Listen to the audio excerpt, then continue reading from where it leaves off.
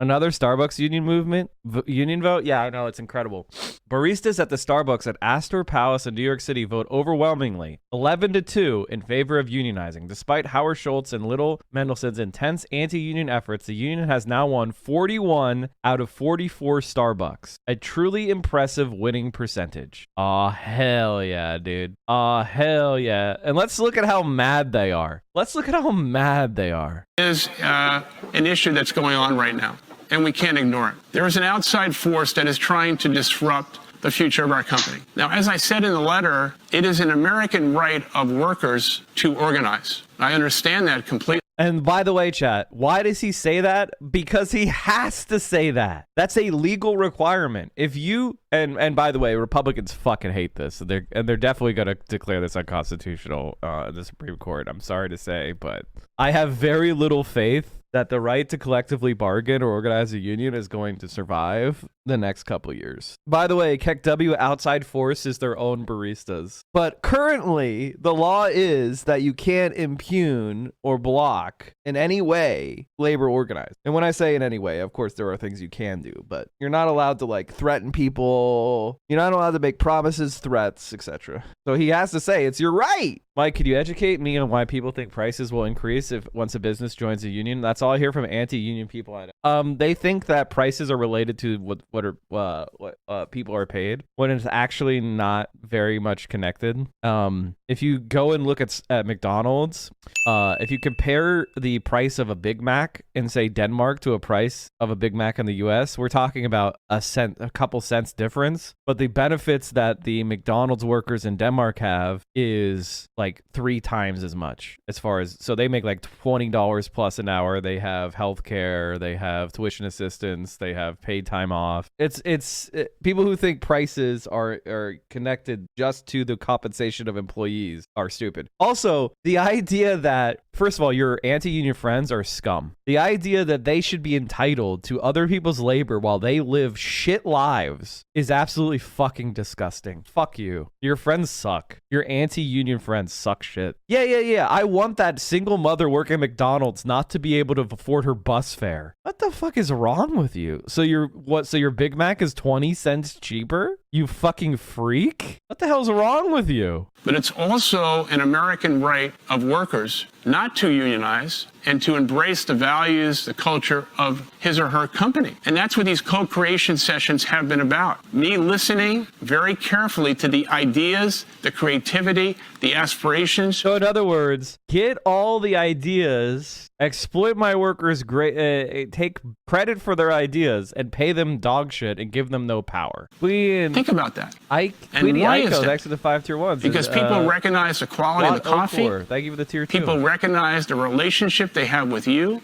the longing for human connection, Death and Glory, that's the longing for a relationship with a company they trust. And by the way, if you trust your company, you're a fucking dumb fuck. They'll drop you the moment any middle manager over you could get a slight bonus increase. They'll drop kick your ass out the door so fast your head will spin. If you trust your company, you are dumber than dirt. And I understand why people do, because we evolved in these hunter-gatherer bands where we have these deep social connections, and being ostracized from your community was a death sentence, right? So you have all this internal evolutionary programming that makes you want to be harmonious and makes you want to go along to get along and trust those people around you and blah, blah. And that was very, very beneficial for the first 200,000 years of our existence on the fucking planet. Now we live in capitalist hell world. The only power you have is collectively in opposition to your boss. Evolution hasn't even affected us barely at all as agricultural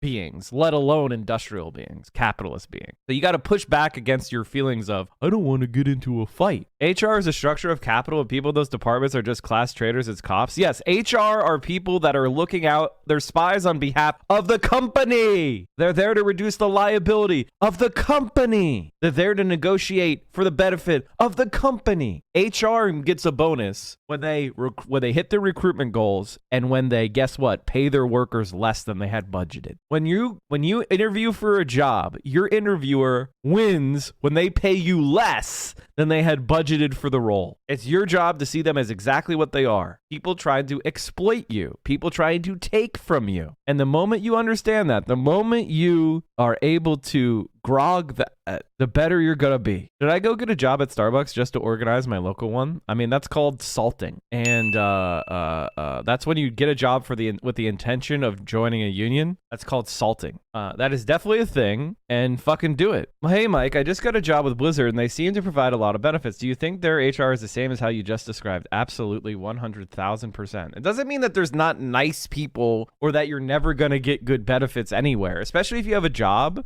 that's extremely in demand and they have to bid against other employers. They're going to have to pay you and give you benefits so that you'll select them instead of another employer. Again, you're bringing all the value. When you join Blizzard and they're like, we're going to give you paid vacation and salary and healthcare and blah, blah, blah. They're doing that because they think they can get more money out of your work than all the benefit of all the stuff they're promising to pay you, okay? And yes, their HR is there for the benefit of the company. And as long as you understand that, then you can benefit, you can negotiate, and you can act in a way that's going to be protective of yourself. Blizzard's HR helped hide all their abuse their management was doing for years? Oh, sure. Mike, they were making a corporate essay joke. Oh, yeah. I was about to get into how Blizzard's bad, but I get the joke now. I get the joke. Oh, fuck. All right, let's go press play. Build on that. So despite all the challenges that I've heard in these sessions, which are real and I understand, we're going to fix those things. But despite all that, the demand, the loyalty, the trust in the equity of the brand, the relationship with all of you, the quality of our coffee has never been greater. Also, by the way, when you say Mike, friend. you're not really so like. All right. Oh, another criticism I just came up with. Yeah, what Blizzard has done was bad, and they are audited by the federal government as a result. Microsoft buying Blizzard is probably a good way to go. Is there a difference with organizing corps like Starbucks versus a nonprofit or other? No, not really. Fragile time for the world. It's a fragile time for the country, and it, in many ways, is a fragile time for Starbucks. And now, a new outside force that's trying desperately to disrupt our company.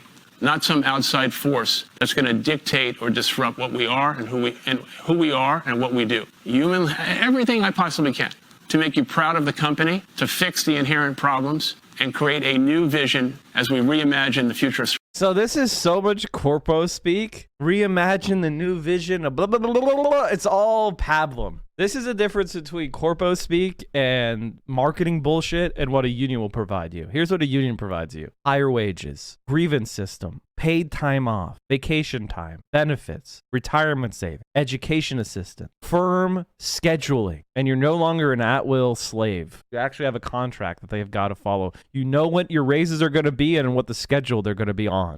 I moved to Portland in 2004. There were so many cool little coffee shops. Now there's a Starbucks every other block. Yeah, it sucks, man. Can we start using Corpo?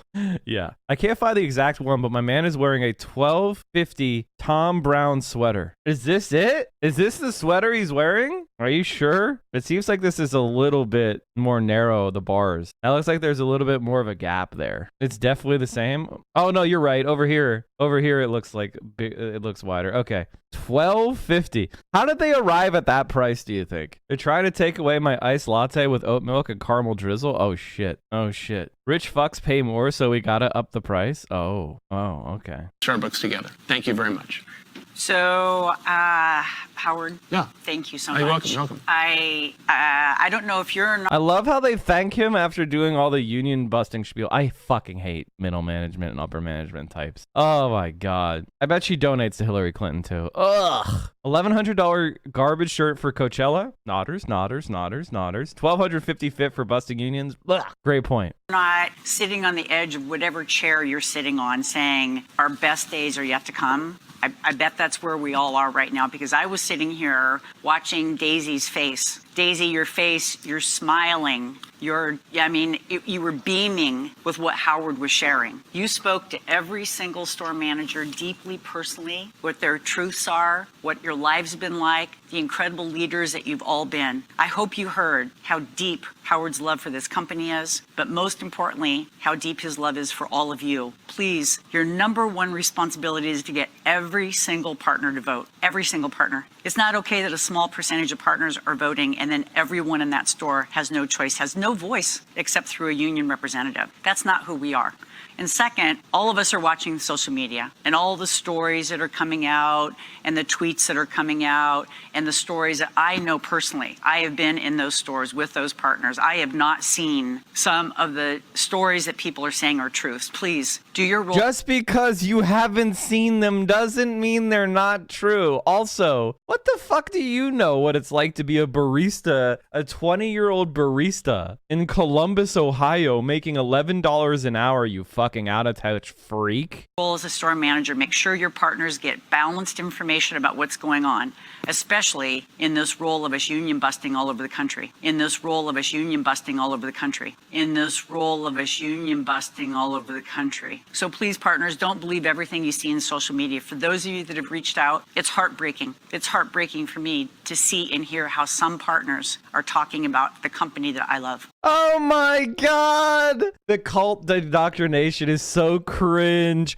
Some partners are talking bad about. Are they partners in the See, I hate these people because what does partner mean, chat? What does partner mean? I want you all to stop for a second. When you're talking about business, what does partner mean? It means an equal share, equals. I think most of you are kind of getting it. Equal stake. Now you're starting to get it. It means you own equity. It means you're an owner of the company. If you're a partner in a company, you are a part owner of the company. That's the part. That's what part means. Part owner. Partner is a part owner. Partners at Starbucks are not part owners. They're fucking workers. They're exploited. They're paid a wage. And Starbucks can kick them to a curb. You know what happens if you try to get rid of a partner? The business dissolves. You have to buy them out. You got to give them a big fat check. If you try to mistreat a partner, that's against the law. It's called partner oppression. You're not allowed to do it. Let me see if I can bring it up. Oh, this is playing. Give me a second. Minority shareholder oppression. Shareholder oppression regards the actions and abuse of power by majority shareholders that unfairly prejudice minority shareholders. Minority oppression occurs when the majority act in a way that goes against the best interests of the minority. It's the imbalance of bargaining power. Minority shareholders hold less than 50% of a company's voting shares. It renders minority shareholders particularly vulnerable to oppression, with majority shareholders able to vote for and make decisions without the consent or agreement of the minority, often in their own best interest and not the minorities. Economic harm. Majority shareholders may abuse their powers for financial gain. And to the economic harm, these are considered abuses of power. If you're an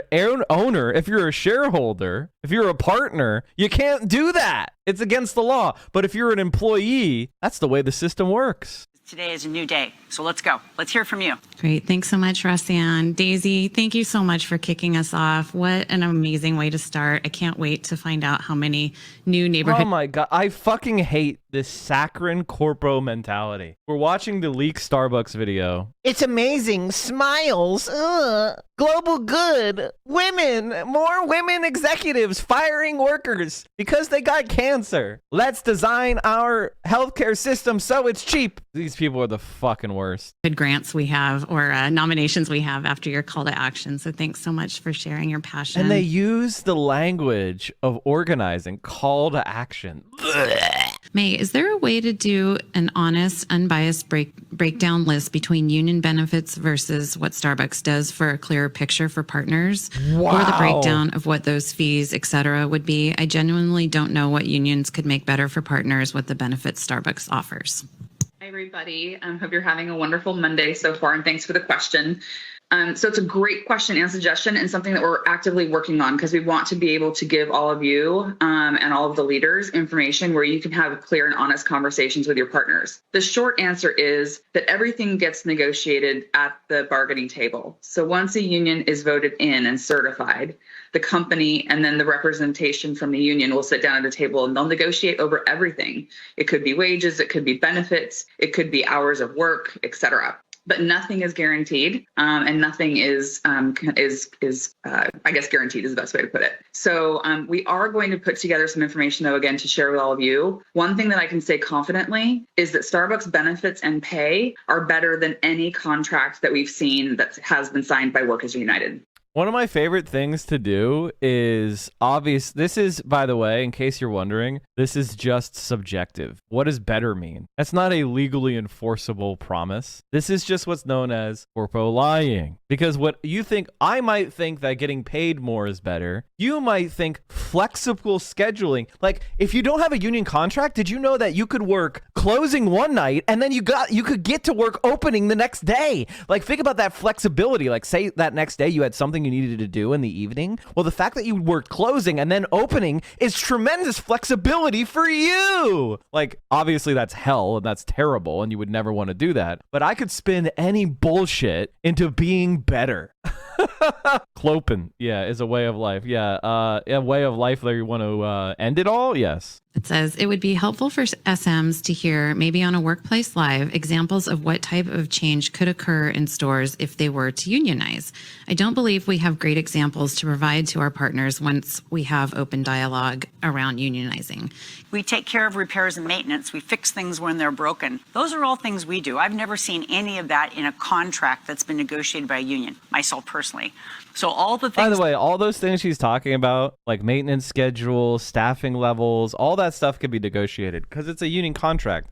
Anything that's a priority can be negotiated. Like, literally. If you feel like you're not getting high enough quality repair work and it's causing you to have to do more work, you could definitely negotiate for that. She's just making shit up. Like, what? That the union would bring are not necessarily what you guys have been asking us for. And I could say for the last 3 years that we've been together, everything you've shared that we talked about openly. By the way, the union can ask for those things. There's nothing stopping them. As leaders of this company are the things that we can control in our stores right now today. May, our next question is for you. It says, once a store votes to unionize, can that be reversed if enough partners do not want that representation?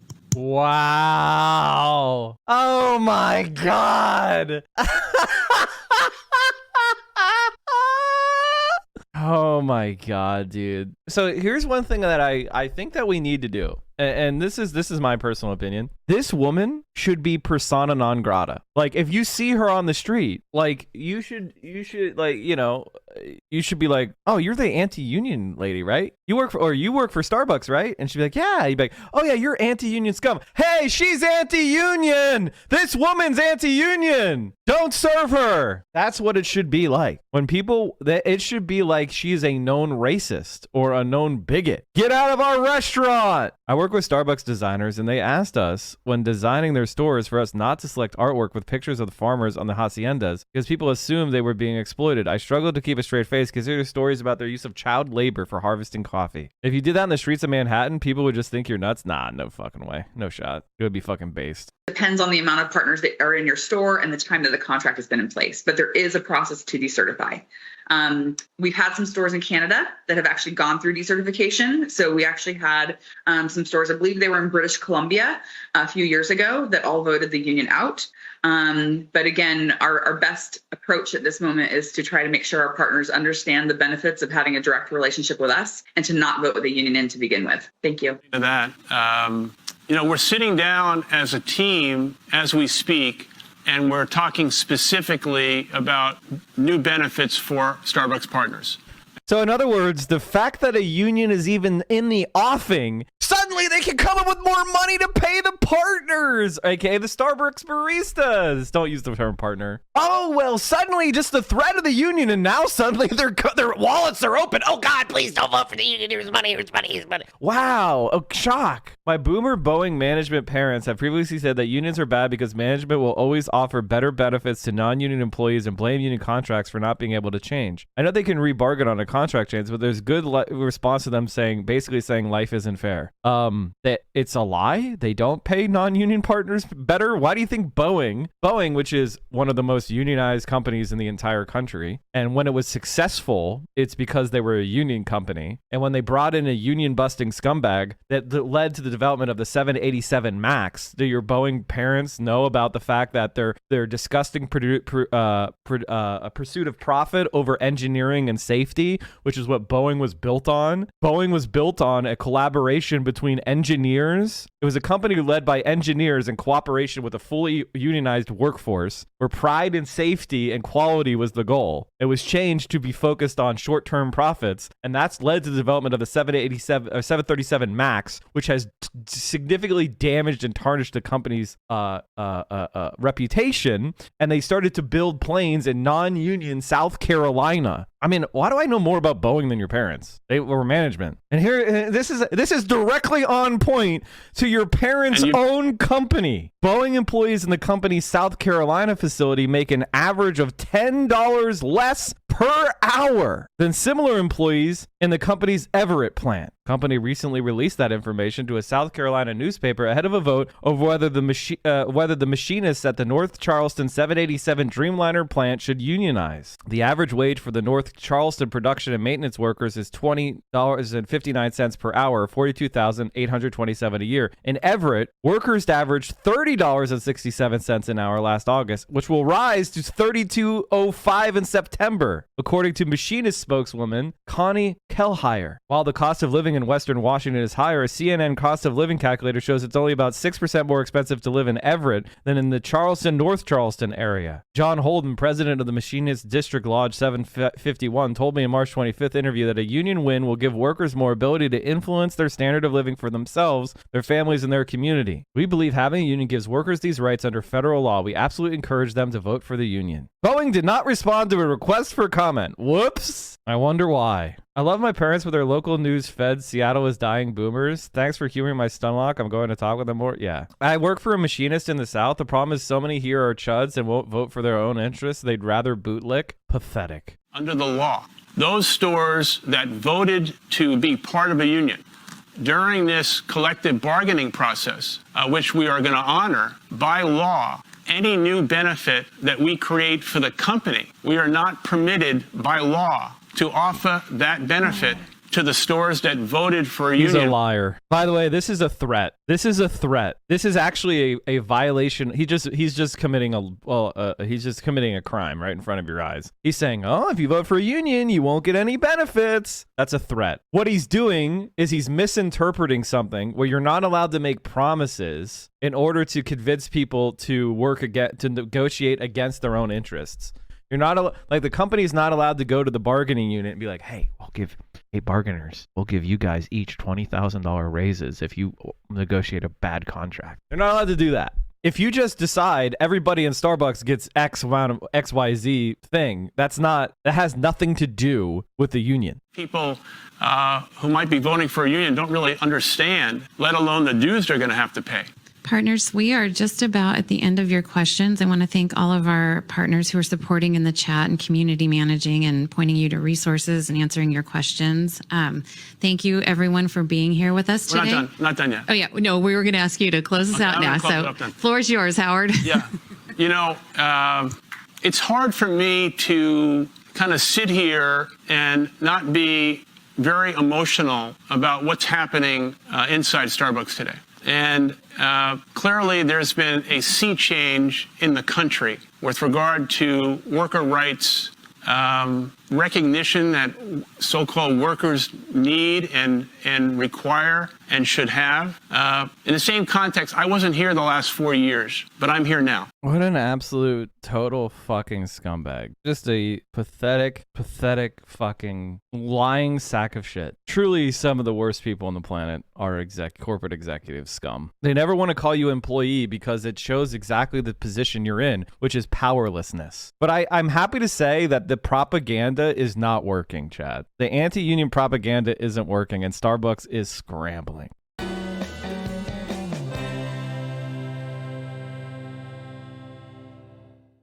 You have an obligation to like, comment, and subscribe.